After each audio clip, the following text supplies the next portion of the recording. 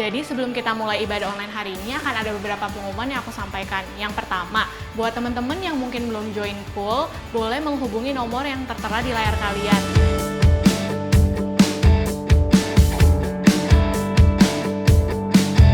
Yang kedua, buat teman-teman yang rindu untuk memberi persembahan diakonia dan perpuluhan, boleh mentransfer ke rekening yang tertera di layar kalian.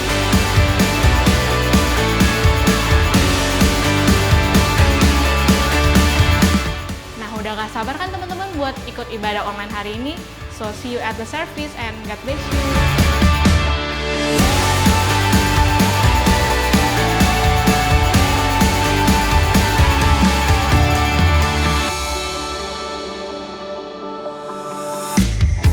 Halo, shalom semuanya. Selamat hari Minggu buat kita.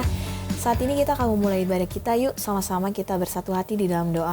Tuhan, terima kasih Tuhan Yesus untuk hari ini Tuhan Yesus. Kalau kami boleh beribadah Tuhan Yesus, kami masih punya kesempatan Tuhan untuk kami boleh beribadah dimanapun kami berada saat ini. Biar Tuhan Kau yang berkati Tuhan, tempat kami berada saat ini. Roh Kudus, Kau yang pimpin ibadah kami hari ini Tuhan. Dari awal hingga pada akhirnya Tuhan, biar Roh Kudus Kau yang jamah hati setiap kami. Biar Roh Kudus yang pimpin kami Tuhan, untuk kami bisa sungguh-sungguh Tuhan di dalam ibadah kami hari ini. Terima kasih Tuhan Yesus, terima kasih Tuhan. Hanya di dalam nama-Mu Tuhan kami berdoa dan mengucap syukur. Ayo mari teman-teman kita bersatu hati di dalam Tuhan saat ini. Mari sama-sama yuk kita persiapkan hati kita yang terbaik buat kita berikan kepada Tuhan hari ini. Biar kita bisa memberikan pujian kita, penyembahan kita yang terbaik di hadapan Tuhan.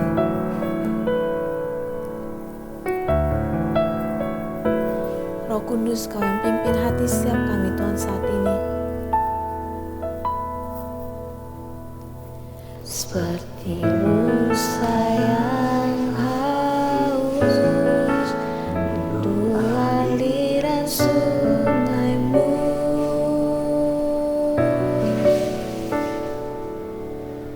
hatiku tak tahan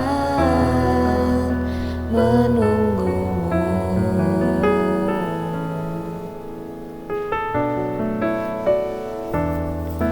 Bagai tanah gersang menanti datangnya hujan,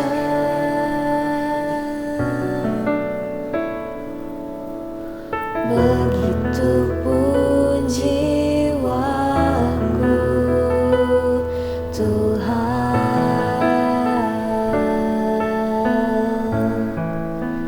hanya Engkau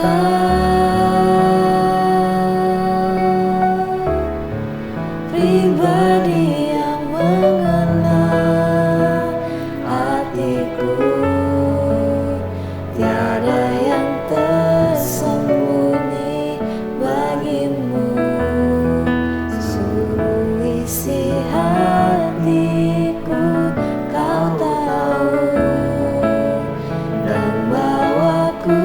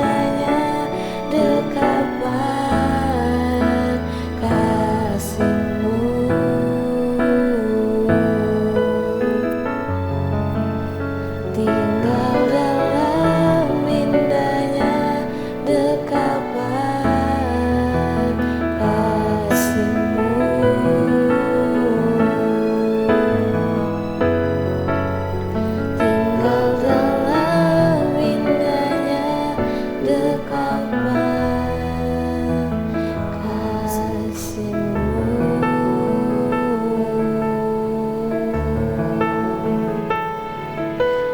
Mari sama-sama kita naikkan penyembahan kita di hadapan Tuhan, teman-teman.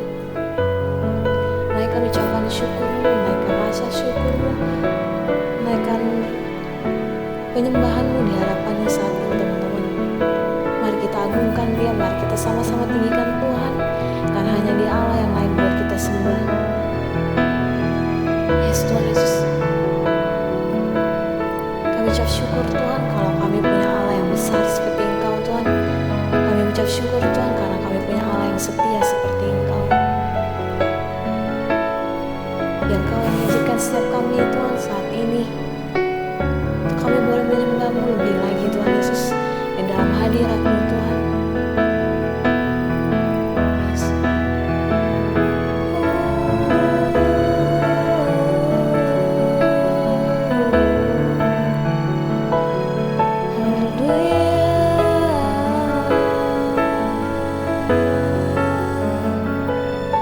Kami tinggikan Engkau, kami sembah Engkau, Yesus. Terima kasih Tuhan. Terima kasih Tuhan Yesus buat setiap kasih-Mu Tuhan, buat setiap kami Tuhan. Ku persembahkan hidupku kepadamu Tuhan, untuk kemuliaan-Mu ku berikan hidup ini sebagai persembahan yang berkenan padamu.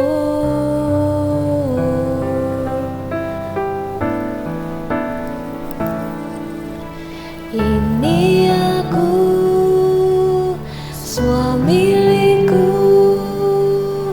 ku serahkan padamu Tuhan. Penyesalan dan kebanggaan, suka dan duka, semua ku serahkan. Yang telah lalu, yang akan datang, hasrat dan harapan yang terbayang, masa depan dan rencanaku, semua ku serahkan dalam tangan-Mu. Ku persembahkan hidupku kepadamu Tuhan, untuk kemuliaan-Mu ku berikan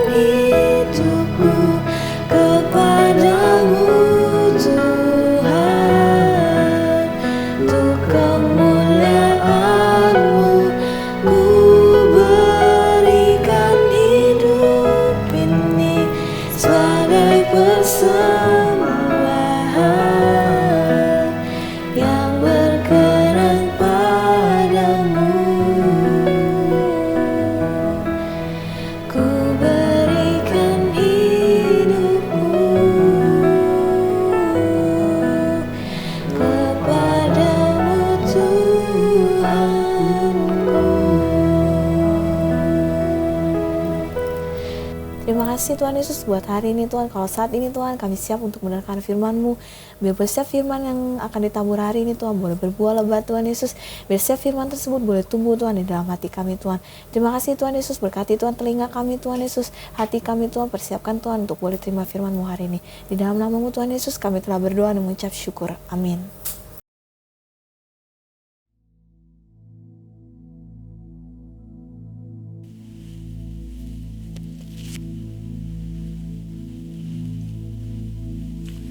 Shalom semuanya. Tahun 2021 adalah tahun integritas, the year of integrity. Menurut Westminster Dictionary of Theological Terms, integritas adalah istilah teologis untuk menunjukkan kemurnian dan kejujuran sebagaimana manusia diciptakan dalam rupa dan gambar Allah. Setelah manusia jatuh ke dalam dosa, maka gambar dan rupa Allah itu menjadi rusak. Pada saat kita menjadi orang percaya melalui proses pengudusan atau sanctification, gambar dan rupa Allah dikembalikan lagi, yaitu kita dijadikan serupa dengan gambar Yesus. Oleh karena itu, kita harus mau diproses oleh Allah. Panutan kita untuk menjadi orang yang berintegritas adalah Tuhan Yesus, sebab dialah the man of integrity. Dalam Matius 22 ayat 16 dituliskan bahwa sekalipun ahli Taurat dan orang Farisi berniat menjerat Tuhan Yesus, ternyata tanpa disadari mereka justru mengakui integritas Tuhan Yesus dengan berkata, "Guru, kami tahu Engkau adalah seorang yang jujur dan dengan jujur mengajar jalan Allah, dan Engkau tidak takut kepada siapapun juga, sebab Engkau tidak mencari muka." Kata seorang yang jujur dalam terjemahan New International Version menggunakan kata man of integrity atau orang yang berintegritas. Seorang yang jujur atau yang berintegritas itu artinya apa yang ada di dalam hatinya, di pikirannya, yang diucapkannya dan yang dilakukannya itu sama, selaras dengan pikiran Tuhan. Seorang yang berintegritas itu karena dia mengasihi dan takut akan Tuhan. Dan Tuhan memberikan berkat kepada orang yang berintegritas, seperti yang terdapat dalam Mazmur 25 ayat 12-14 yang berkata, "Siapakah orang yang takut akan Tuhan? Kepadanya Tuhan menunjukkan jalan yang harus dipilihnya. Orang itu sendiri akan menetap dalam kebahagiaan, dan anak cucunya akan mewarisi bumi. Tuhan bergaul karib dengan orang yang takut akan Dia, dan perjanjiannya diberitahukannya kepada mereka." Haleluya! Seorang yang berintegritas bukan seperti ahli-ahli Taurat dan orang Farisi. Dalam Matius 23 ayat 1 sampai dengan 36, Tuhan Yesus berkata bahwa ahli-ahli Taurat dan orang-orang Farisi telah menduduki kursi Musa. Sebab itu, turutilah dan lakukanlah segala sesuatu yang mereka ajarkan kepadamu. Tetapi janganlah kamu turuti perbuatan-perbuatan mereka, karena mereka mengajarkannya tetapi tidak melakukannya. Tuhan Yesus berkata bahwa ahli Taurat dan orang Farisi adalah orang yang munafik. Di sebelah luar mereka tampaknya benar di mata orang, tetapi di sebelah dalam mereka penuh kemunafikan dan kedurjanaan. Tuhan Yesus berkata kepada ahli Taurat dan orang Farisi, "Hai kamu ular-ular, hai kamu keturunan ular beludak, bagaimanakah mungkin kamu dapat meluputkan diri dari hukuman neraka?" Saya juga akan mengingatkan kepada kita semua, terutama kepada para pengkhotbah, para guru, juga para pengajar. Kalau saudara mengajarkan kebenaran firman Tuhan dan itu belum saudara lakukan, lebih baik dengan jujur diakui. Tahun 2021 menurut kalender Ibrani adalah tahun 5781 yang disebut juga sebagai tahun P Aleph yang artinya 81. P atau angka 80 menggambarkan sebuah mulut. Tuhan Yesus mengingatkan kita dalam Matius 12 ayat 36 dan 37. "Tetapi aku berkata kepadamu, setiap kata sia-sia yang diucapkan orang harus dipertanggungjawabkannya pada hari penghakiman. Karena menurut ucapanmu engkau akan dibenarkan, dan menurut ucapanmu pula engkau akan dihukum. Salah satu arti dari kata sia-sia adalah berdusta. Kalau kita mengajarkan kebenaran tetapi tidak dilakukan, itu sama saja dengan berdusta. Amsal 6 ayat 16 dan 17 berkata bahwa dusta itu perkara yang dibenci Allah. Amsal 11 ayat 1 berkata, neraca serong adalah kekejian bagi Tuhan, tetapi ia berkenan akan batu timbangan yang tepat.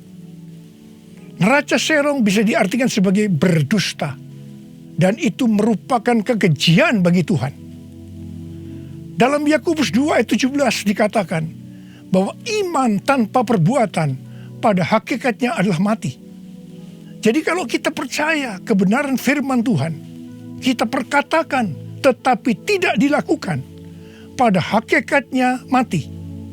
Dan itu dilakukan oleh orang yang tidak berintegritas. Karena itu, saya mengajak saudara agar kita semua menjadi orang yang berintegritas. Mazmur 15 ayat 1 berkata, Tuhan, siapakah yang boleh menumpang dalam kemahmu? Siapa yang boleh diam di gunungmu yang kudus? Salah satu syaratnya adalah seperti yang terdapat dalam Mazmur 15 ayat 4 bagian B, yang diperuntukkan bagi orang yang berpegang pada sumpah meskipun rugi. Seorang yang berintegritas akan tetap berpegang pada sumpah meskipun rugi. Seorang yang berintegritas biasanya oleh kebanyakan orang dunia dianggap sebagai orang yang bodoh, sok suci, sok jujur, sehingga mengalami banyak kerugian dalam tanda petik. Kebanyakan orang dunia meskipun sudah berjanji atau bersumpah, tetapi kalau mereka menderita kerugian, mereka akan berbalik dan dengan segala macam cara akan mencari jalan supaya tidak merugi. Jadi hati-hati. Jangan sampai saudara terpancing atau tergoda melakukan hal-hal yang seperti itu. Seorang yang berintegritas akan melakukan seperti yang Daud lakukan dalam Mazmur 26 ayat 1-3 yang berkata, berilah keadilan kepadaku ya Tuhan, sebab aku telah hidup dalam ketulusan kepada Tuhan. Aku percaya dengan tidak ragu-ragu. Ujilah aku ya Tuhan, dan cobalah aku. Selidikilah batinku dan hatiku, sebab mataku tertuju kepada kasih setiamu, dan aku hidup dalam kebenaranmu. Daud bukan orang yang sempurna secara moral, tetapi Alkitab mencatat bahwa kehidupannya mencontohkan karakter yang dewasa, tulus dan jujur di hadapan Tuhan. Jadi Daud adalah orang yang berintegritas. Daud berani berkata kepada Tuhan, ujilah aku ya Tuhan, dan cobalah aku. Selidikilah batinku dan hatiku, sebab mataku tertuju pada kasih setiamu, dan aku hidup dalam kebenaranmu. Saya teringat di awal pelayanan saya, Tuhan memberikan kepada saya sebuah lagu tentang ujilah aku. Ujilah aku Tuhan, cobalah aku Tuhan, selidiki batinku dan hatiku, mataku tertuju padamu. Aku cinta padamu Tuhan, aku rindu hadiratmu Tuhan, aku ingin selalu dekat padamu, menikmati kehadiranmu. Menyanyi Hosana bagi Rajaku yang duduk di tahta. muliakan dan ku agungkan, Kau layak disembah, Kau layak disembah, Kau layak disembah.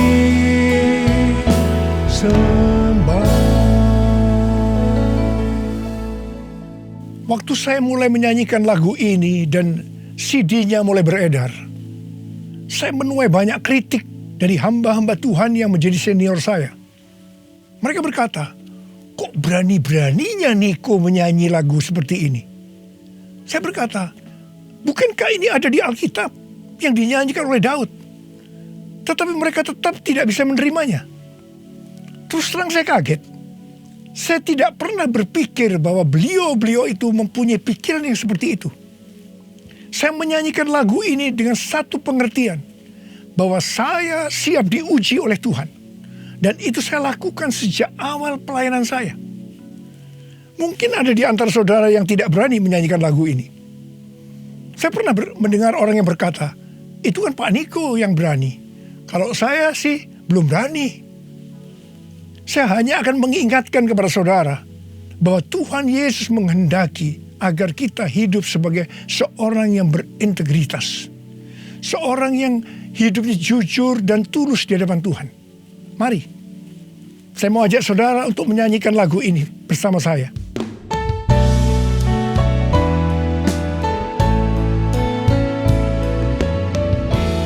Ujilah aku, cobalah aku, Tuhan, selidiki batinku dan hatiku, mataku tertuju padamu. Aku cinta padamu, Tuhan, aku rindu hadirat-Mu, Tuhan. Aku ingin selalu dekat padamu, menikmati kehadiran-Mu.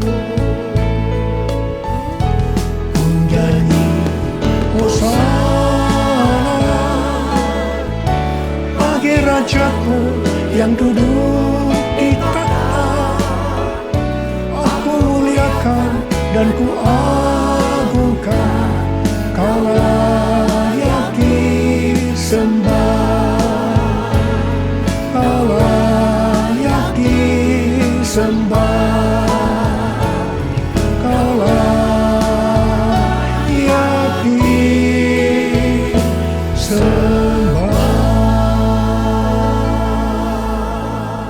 Seorang yang berintegritas adalah orang yang meyakini, memperkatakan dan melakukan iman Kristiani yang dia percayai. Sejak tahun 2018, melalui nubuatan C.D. Jacob, Tuhan menunjuk gereja kita sebagai messenger dari Pentakosta ketiga. Saya percaya kita ditunjuk oleh Tuhan menjadi messenger atau utusan Tuhan untuk Pentakosta ketiga, karena kita adalah insan Pentakosta. Sebagai orang yang berintegritas, maka kita akan memperkatakan dan melakukan apa yang kita percayai, yaitu apa yang ada di dalam hati dan pikiran kita. Jadi kita akan berkata-kata dan melakukan sesuatu sebagai insan Pentakosta. Karena itu kita harus mengenal identitas sebagai insan Pentakosta. Dari zaman Azusa Street yang disebutkan sebagai Pentakosta kedua sampai dengan saat ini, bahwa kegerakan Pentakosta secara garis besarnya terdiri dari 3 grup besar. Yang pertama Pentakosta klasik, yang kedua harismatik, dan yang ketiga neo-harismatik. Jumlah total dari 3 grup ini menurut survei di tahun 2019 ada 698 juta orang, yang berarti sekitar 27% dari total kekristenan. Sinode Gereja Betel Indonesia atau GBI, di mana gereja kita termasuk di dalamnya, adalah grup Pentakosta klasik seperti yang terlihat dalam pengakuan iman GBI. Ciri khas dari Pentakosta klasik adalah doktrin baptisan Roh Kudus dengan 5 pilar teologi Pentakosta, yaitu yang pertama keselamatan, yang kedua kekudusan, yang ketiga baptisan Roh Kudus, yang keempat kesembuhan ilahi, dan yang kelima kedatangan Tuhan Yesus untuk kali yang kedua dengan segera. Sejak sebelum dunia ini dijadikan, Allah berinisiatif menyediakan keselamatan bagi semua orang. Allah memanggil kita kepada keselamatan melalui Injil, dan kita menerima kasih karunia-Nya secara gratis melalui respon iman kita. Keselamatan yang diberikan kepada kita bukan karena usaha kita, tetapi karena pemberian Allah. Karena itu jangan ada yang memegahkan diri. Pada waktu kita percaya kepada Tuhan Yesus sebagai Tuhan dan Juru Selamat kita bertobat dan kita mengalami kelahiran baru. Kelahiran baru adalah awal perjalanan rohani kita di dalam Kristus. Ini yang disebutkan sebagai proses pembenaran atau justification. Selanjutnya kita masuk dalam proses kedua, yaitu pengudusan atau sanctification. Dalam proses ini kita dikuduskan terus-menerus oleh Roh Kudus dan firman Allah, disertai proses-proses yang menyakitkan bagi kedagingan kita. Dan goal daripada proses pengudusan ini untuk menjadikan kita menjadi serupa dengan gambar Yesus. Tuhan Yesus begitu baik kepada kita sebagai anak-anaknya, supaya kita lulus dalam proses pengudusan atau sanctification ini. Maka Tuhan Yesus membaptis kita dengan Roh Kudus, dengan tanda awal berbahasa roh. Selain itu, sebagai penyembuh atau pembuat mujizat, Tuhan Yesus selalu siap untuk memberikan kesembuhan dan mujizat kepada kita yang membutuhkan, yang sedang berada dalam proses pengudusan atau sanctification.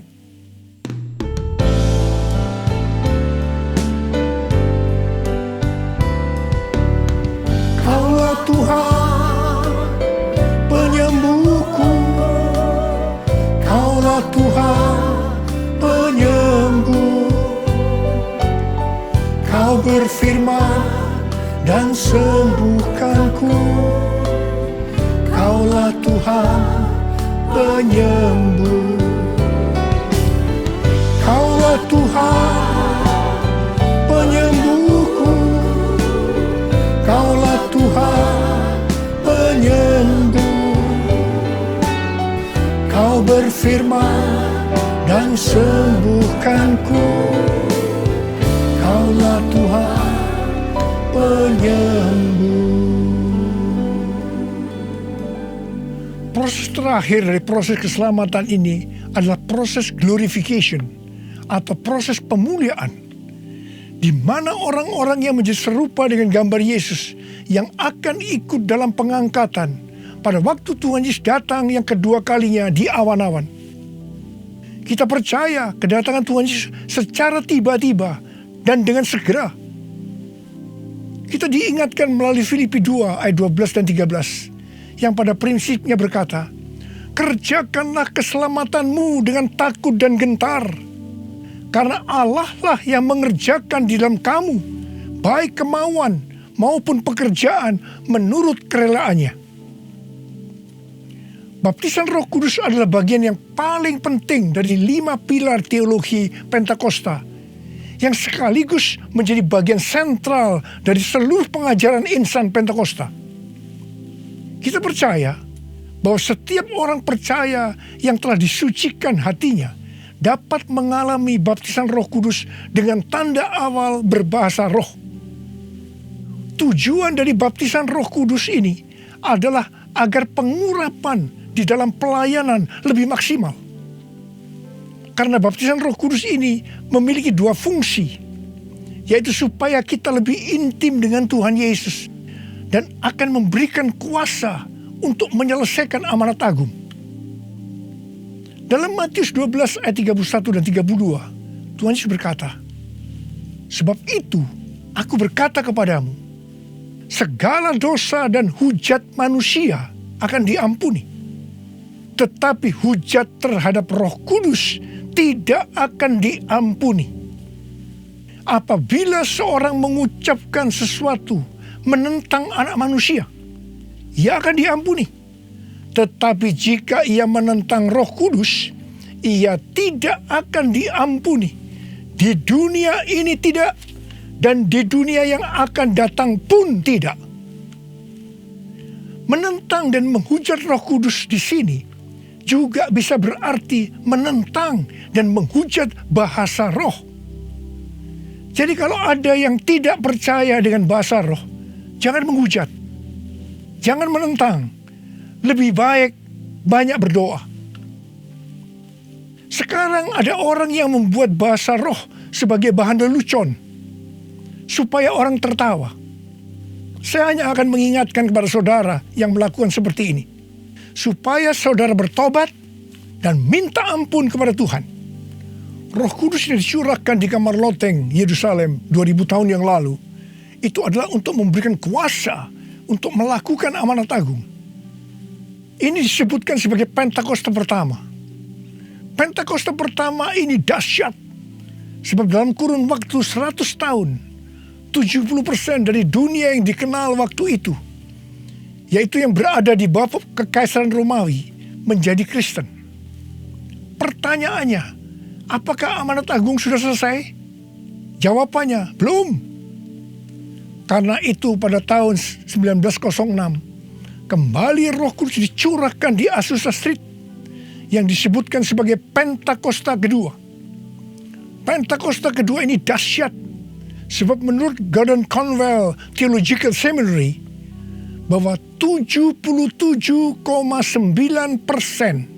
dari kekristenan yang ada pada saat ini dimulai dari awal abad 20, yang berarti ini dimulai dari peristiwa pencurahan Roh Kudus di Azusa Street atau Pentakosta kedua. Pertanyaannya, apakah amanat agung sudah selesai? Jawabannya, belum. Karena itu, hari-hari ini, Roh Kudus yang jauh lebih dahsyat dibanding dengan Azusa Street sudah dicurahkan. Dan ini yang disebut dengan Pentakosta ketiga. Dan saya percaya dengan Pentakosta ketiga ini, amanat agung akan selesai dan Tuhan Yesus akan datang kembali. Mari, saudara yang rindu dipakai oleh Tuhan untuk menyelesaikan amanat agung, kita sama-sama berkata kepada Tuhan, curahkan Roh Kudus-Mu ya Tuhan, api Pentakosta ketiga, supaya kami menyelesaikan amanat agung Tuhan Yesus. Maranatha, datanglah segera ya Tuhan. Mari, saudara yang rindu dipakai oleh Tuhan untuk menyelesaikan amanat agung, kita sama-sama berkata kepada Tuhan, curahkan Roh Kudus-Mu ya Tuhan, api Pentakosta ketiga, supaya kami menyelesaikan amanat agung Tuhan Yesus. Maranatha, datanglah segera ya Tuhan Yesus. Curahkanlah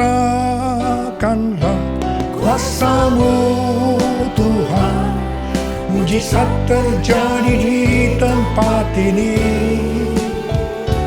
Curahkanlah kuasa-Mu Tuhan, mujizat terjadi sekarang ini. Biarlah ini menjadi doa kita, saudara. Kita nyanyikan sama-sama. Curahkanlah kuasa-Mu Tuhan, mujizat terjadi di tempat ini. Curahkanlah kuasa-Mu Tuhan, mujizat terjadi sekarang ini. Uriala makana bayara la bayara la bala bala bala bala bala bala bala bala bala. Urala bakana mayara la bala bala bala bala bala bala bala bala bala. Curahkan ya Tuhan, curahkan Roh-Mu ya Tuhan, penuhi anak-anak-Mu dengan Roh-Mu, penuhi mereka ya Tuhan. Berikan kami kuasa untuk menyelesaikan amanat agung Tuhan Yesus. Terima. Oh, riala bara. Oh, riala bara. Oh, bede. Tuhan, Engkau lihat anak-anak-Mu yang sedang mengangkat tangan. Kamu percaya Engkau memelihara mereka, Engkau menjaga mereka dalam masa pandemi COVID-19 ini Tuhan. Bapa, hamba berdoa buat mereka, tidak ada seorang pun yang sakit. Hamba berdoa tidak ada yang berkekurangan, semua dicukupkan, malah berkelimpahan dalam hal yang baik. Oh Rama, terimalah berkat Tuhan, terimalah perlindungan Tuhan, terima perlindungan Tuhan, terima berkat Tuhan. Curahkanlah kuasa-Mu Tuhan, mujizat terjadi di tempat ini. Amin. Curahkanlah kuasa-Mu Tuhan, mujizat terjadi sekarang ini. Mujizat terjadi sekarang ini. Mujizat terjadi sekarang ini. Mujizat terjadi sekarang ini.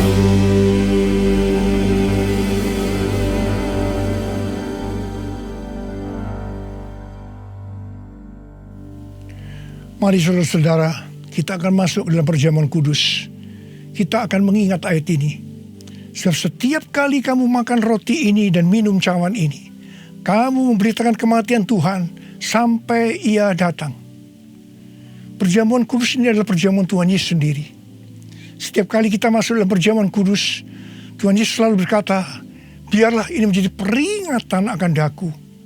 Karena itu mari, arahkan hati kita kepada kebaikan Tuhan. Kita akan mengingat kebaikan Tuhan. Mari kita tundukkan kepala. Bapa, siapakah kami ini sebelum kami mengenal Engkau? Kami semua orang berdosa. Upah dosa adalah maut, mati. Tapi Engkau tidak berdosa, telah dijadikan dosa oleh karena kami. Engkau harus turun dari surga mulia, menjelma menjadi manusia, untuk mati menggantikan kita semua. Dengan penderitaan yang luar biasa. Betapa baiknya Engkau Tuhan, betapa baiknya Engkau Tuhan. Engkau jadikan kami sebagai anak-anak-Mu. Engkau tuntun, Engkau berkati, Engkau sembuhkan kami. Engkau tegur juga kalau kami salah. Itu Engkau ya Abah. Itu Engkau ya Abah. Saudara, Tuhan akan memberkati saudara melalui perjamuan kudus ini. Tapi Tuhan berkata kepada kita, agar kita makan dan minum dengan cara yang benar. Oleh karena itu masing-masing berdoa. Introspeksi, lihat keadaan diri masing-masing. Jangan menyimpan dosa. Kalau ada dosa yang Tuhan ingatkan saat ini, langsung minta ampun. Katakan, ampuni saya Tuhan, ampuni saya, akui di hadapan Tuhan. Jangan sembunyikan dosa itu, supaya Engkau diberkati Tuhan. Kau melihat anak-anak-Mu sedang berdoa minta ampun Tuhan. Ampuni anak-anak-Mu, ampuni kami semua ya Tuhan, ampuni. Sekarang ya Tuhan, kami akan masuk dalam perjamuan kudus ini dengan hati yang penuh ucapan syukur. Dalam nama Yesus kami berdoa. Amin.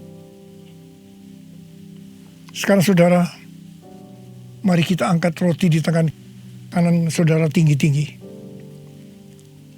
Sebab apa yang telah kuteruskan kepadamu telah aku terima dari Tuhan. Yaitu bahwa Tuhan Yesus pada malam waktu Ia diserahkan mengambil roti. Dan sesudah itu Ia mengucap syukur atasnya. Ia memecah-mecahkannya dan berkata, inilah tubuhku yang diserahkan bagi kamu. Perbuatlah ini menjadi peringatan akan aku. Saudara dikasih Tuhan, bukankah roti yang kita pecah-pecahkan ini adalah persekutuan kita dengan tubuh Kristus? Mari kita makan dalam nama Yesus.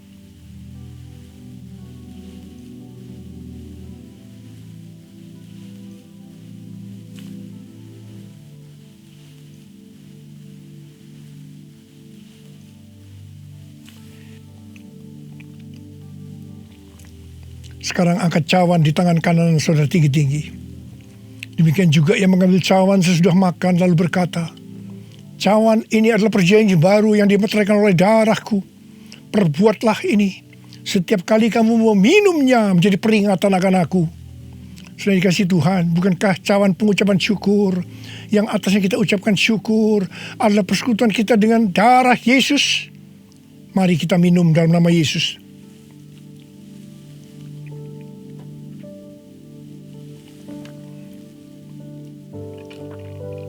Sekarang ucapkan syukur dan terima kasih dengan suara. Jangan diam. Oh ya Tuhan, terima kasih. Terima kasih. Terima kasih ya Tuhan. Terima kasih. Oh Oh terima kasih. Terima kasih Tuhan, terima kasih ya Tuhan, terima kasih. Oh terima kasih ya Tuhan. Terima kasih Yesusku, terima kasih Yesusku. Puji syukur hanya bagi Tuhanku. Terima kasih Yesusku, terima kasih Yesusku. Puji syukur hanya bagi Tuhanku. Terima kasih, terima kasih Yesusku, terima kasih Yesusku. Puji syukur hanya bagi Tuhanku. Terima kasih Yesusku, terima kasih Yesusku. Puji syukur hanya bagi Tuhanku. Puji syukur hanya bagi Tuhanku. Puji syukur hanya bagi Tuhanku.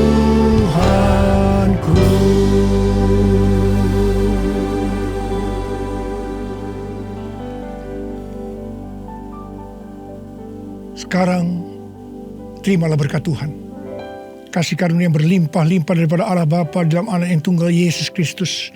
Persekutuan yang manis dengan Roh Kudus menyertai saudara sekalian mulai hari ini sampai Tuhan Yesus datang menjemput kita di awan-awan dan bahkan sampai selama-lamanya.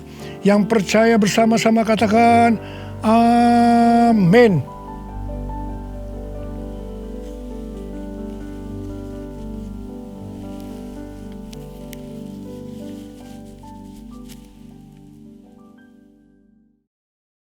Terima kasih udah mengikuti ibadah online hari ini. So buat teman-teman yang belum follow IG kita bisa langsung di follow @gmcc.tac dan jangan lupa untuk cek konten kita di YouTube @gmcc. See you di ibadah online selanjutnya. God bless you.